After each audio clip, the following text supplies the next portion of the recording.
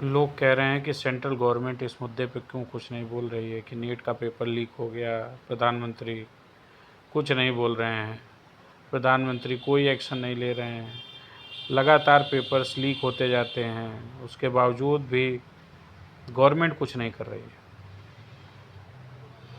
Government क्या करेगी? Government में जितने लोग हैं, कभी ज़िंदगी में कोई पेपर की तैयारी किए हों, कहीं कंपटीशन दिए हों, कभी कोई एग्ज़ाम में बैठे हों, किसी चीज़ के लिए सीरियसली तैयारी किए हों, तो इन्हें समझ में आएगा ना कि कितनी प्रॉब्लम एक बच्चे को होती है जब वो 2 साल 3 साल से लगातार प्रिपेयर कर रहा होता है, दिन रात एक करके पढ़ाई कर रहा होता है, और जब पेपर आने का टाइम आता है तो पता चलता है कि ये पेपर ही लीक हो गया। कितना बड़ा मेंटल ट्रॉमा है ये वो महसूस ही नहीं कर सकता जिसने ज़िंदगी में कभी एग्ज़ाम नहीं दिया हो, ना कभी बैठा हो। उसे लगता है तो खेल है, आज नहीं तो कल फिर हो जाएगा।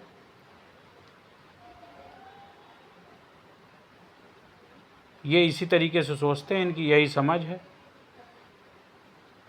मुझे तो अब बिल्कुल ठीक न लगने लग गया है कि भाई इनकी सर्टिफिकेट चेक कराओ। कभी कोई ज़िंदगी में कोई एग्ज़ाम दिया है क्या? कभी पता चलेगा इनको कि क्या हो रहा है?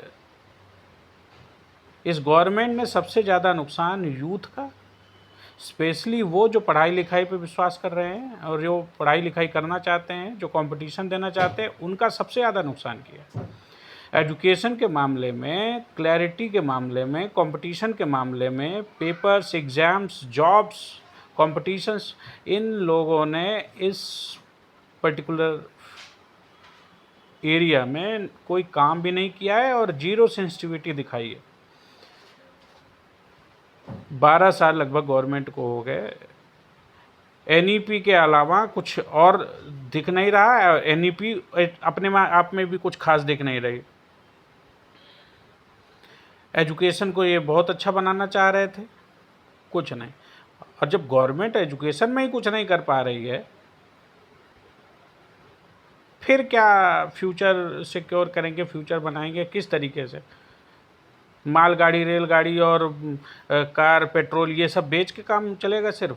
पढ़े लिखे लोग नहीं आएंगे, एजुकेटेड लोग नहीं आएंगे, ट्रांसपेरेंसी नहीं होगी, क्लैरिटी नहीं होगी, फ्यूचर सिक्योर नहीं होगा, पता नहीं होगा अगर मैं पेपर दे रहा हूँ, एग्ज़ाम दे रहा हूँ, ये कोई लीक करके चला गया, ये कोई कोई कोई बिना मेहनत के पास हो गया। ये तो भला हो पता चल जाता है, कितने पेपर्स तो लीक होते हैं पता भी नहीं चलते।